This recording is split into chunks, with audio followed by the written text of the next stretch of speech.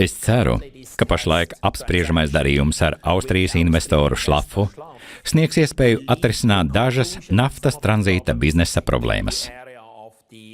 Es uzskatu, ka iespēja rast šo problēmu risinājumu nāktu par labu šai uzņēmējdarbības jomai, visai Ventspils naftas tranzīta biznesa nozarei. Ja viss tiks no jauna apvienots vienās rokās, šis uzņēmums var kļūt par patiesi vērtīgu Krievijas naftas eksporta nozares aktīvu. Manuprāt, šī darbība var būt ļoti veiksmīga un nest lielu labumu. Taču es uzskatu, ka šī neefektīvā rīcība, šīs pagātnes problēmas ir nodarījušas uzņēmējdarbībai nopietnu kaitējumu. Diemžēl es uzskatu, ka daudzi mazākuma akcionāri, kas bija iesaistījušies šajos uzbrukumos pret uzņēmējsabiedrībām, nesaprata, ka būtībā līdz ar to nodara kaitējumu pašu uzņēmējdarbībai.